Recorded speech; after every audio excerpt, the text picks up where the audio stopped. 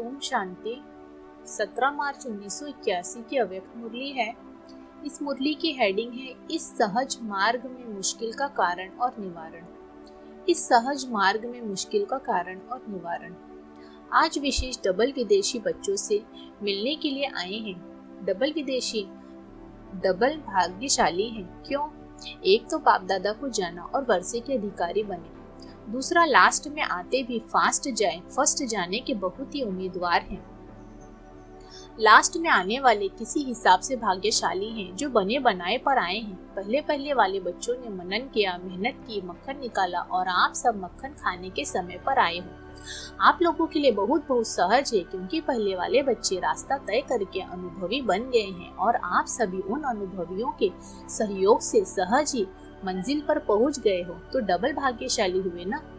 Double भाग्य तो drama अनुसार मिला ही है। अभी और आगे करना क्या है? अभी और आगे क्या करना है? जैसे अनुभवी महारथी निमित्त आत्माओं ने आप सबकी अनुभवों द्वारा सेवा की है, उससे आप सबको भी अपने अनुभवों के आधार से अनेकों को अनुभवी बनाना है। अनुभव सुनाना सबसे सहज है। जो भी ज्ञान की पॉइंट्स है वो पॉइंट्स नहीं है, लेकिन हर पॉइंट का अनुभव है। तो हर पॉइंट का अनुभव सुनाना कितना सहज है। इतना सहज अनुभव करते हो वो मुश्किल लगता है।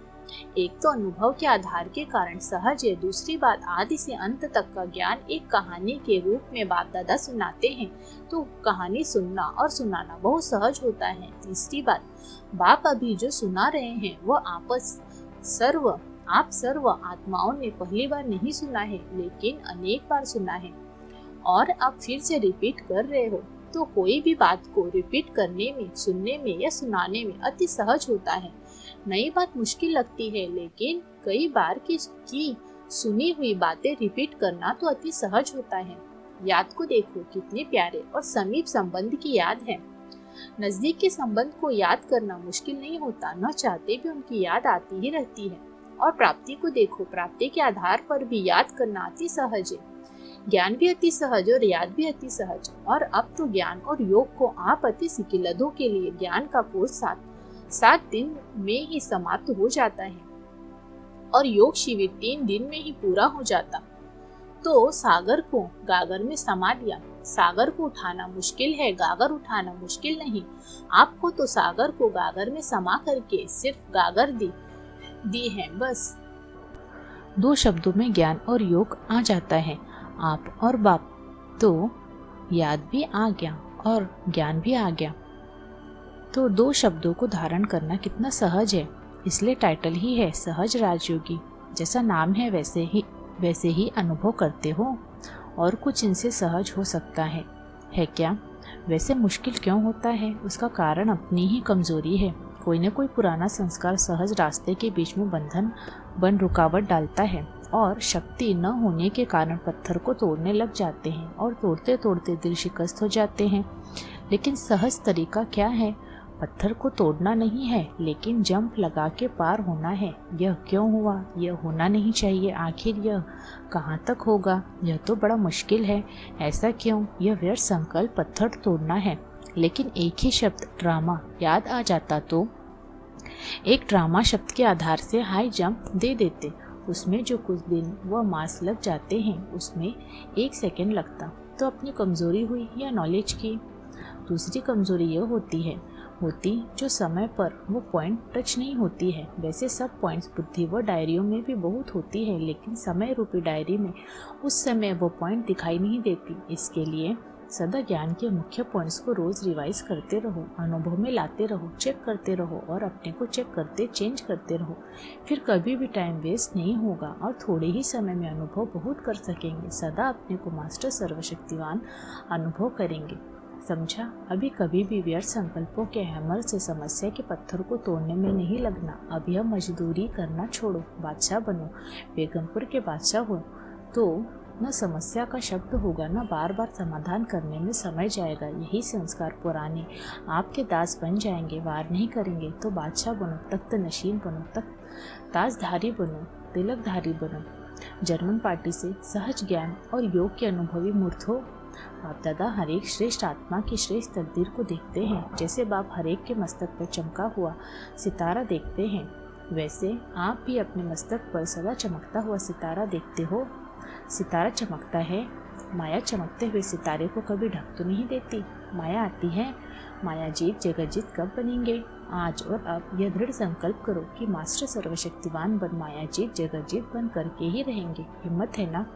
अगर हिम्मत रखेंगे तो बाप दादा भी मदद अवश्य ही करेंगे। एक कदम आप उठाओ तो 1000 कदम बाप मदद देंगे। एक कदम उठाना तो सहज है ना?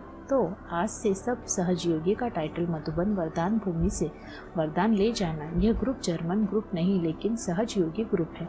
कोई भी बात सामने आए तो सिर्फ बाप के ऊपर छोड़ दो, जिगर से कहो बाबा, तो बात खत्म हो जाएगी। यह बाबा शब्द दिल से कहना ही जादू है। इतना श्रेष्ठ जादू का शब्द मिला हुआ है। सिर्फ जिस समय माया आती है उस समय भुला देती है। माया पहला काम यही करती है कि बाप को भुला देती, तो यह अटेंशन रखना पड़े। जब यह अटेंशन रखेंगे तो सदा कमल के फूल के समान अपने को अनुभव करेंगे। चाहे माया की समस्याओं की कीचड़ कितनी भी हो, लेकिन आप याद के आधार पर कीचड़ से सदा परे रहेंगे। आपका ही चित्र है ना कमल पुष्प। इसलिए देखो, जर्मन वालों ने झांकी में कमल पुष्प बनाया ना। सिर्फ ब्रह्मा बाप कमल पर बैठे हैं या आप भी बैठे हो? कमल पुष्प की स्टेज आपका आसन है। आसन को कभी नहीं भूलना, तो सदा चेयरफुल रहेंगे। कभी भी किसी भी बात में हलचल में नहीं आएंगे। सदा एक ही मूड होगी, चेयरफुल। सब देख करके आपकी महिमा करेंगे कि यह सदा सहजयोगी, सदा चेयरफुल है। समझा? कमल पुष्प के आसन पर सदा रहो, सदा चेयरफुल रहो, सदा बाप शब्द के जादू को कायम रखो। यह 3 बातें याद करना जर्मन वालों की विशेषता है, जो मधुबन में बहुत प्यार से भागते हुए आकर्षित होते हुए आए हैं। मधुबन से प्यार अर्थात बाप से प्यार। बाप दादा का भी इतना ही बच्चों से प्यार है। बाप का प्यार ज्यादा है या बच्चों का? बाप का। आपका भी बाप से पदम गुना ज्यादा है। आपका भी बाप से पदम गुना ज्यादा है। बाप तो सदा बच्चों को अपने आगे रखेंगे ना। बच्चे बाप के भी मालिक हैं। देखो, आप विश्व के मालिक बनेंगे। बाप मालिक बनेगा नहीं तो आप आगे हुए ना। इतना प्यार बाप का है बच्चों से। एक जन्म की तकदीर नहीं है, 21 जन्मों की तकदीर और अविनाशी तकदीर है। यह गारंटी है ना। जर्मन ग्रुप को कमाल दिखानी है। जैसे कभी मेहनत करके गीता के भगवान के चित्र बनाए, ऐसे कोई नामी ग्रामी व्यक्ति निकालो तो आवाज निकले कि हाँ, गीता का भगवान शिव है। बाप दादा बच्चों की मेहनत को देख बहुत बहुत मुबारक देते हैं। टॉपिक बहुत अच्छी चुनी है, इसलिए टॉपिक को सिद्ध किया तो सारे विश्व में जय जयकार हो जाएगी। जैसे अभी मेहनत की है वैसे और भी मेहनत करके आवाज बुलंद करना। विचार सागर मंथन अच्छा किया है, चित्र बहुत अच्छे बनाए। प्रश्न है, बाप दादा हर स्थान के रिजल्ट किस आधार पर देखते हैं? उत्तर है, उस स्थान का वायुमंडल व परिस्थिति कैसी है उसी आधार पर बाप दादा रिजल्ट देखते हैं। अगर सख्त धरनी से कलराठी जमीन से 2 फूल भी निकल आए तो वह 100 से भी ज्यादा है। बाबा 2 को नहीं देखते, लेकिन 2 भी 100 के बराबर देखते हैं। कितना भी छोटा सेंटर हो, छोटा नहीं समझना। कहाँ क्वालिटी है तो कहाँ क्वांटिटी है। जहाँ भी बच्चों का जाना होता है वहाँ सफलता आपका जन्म सिद्ध अधिकार है। दूसरा प्रश्न है, किस डबल स्वरूप से सेवा करो तो वृद्धि होती रहेगी? उत्तर, रूप और बसंत दोनों स्वरूप से सेवा करो। दृष्टि से भी सेवा और मुख से भी सेवा। एक ही समय दोनों रूप की सेवा डबल रिजल्ट निकालेगी। अच्छा, ओम शांति।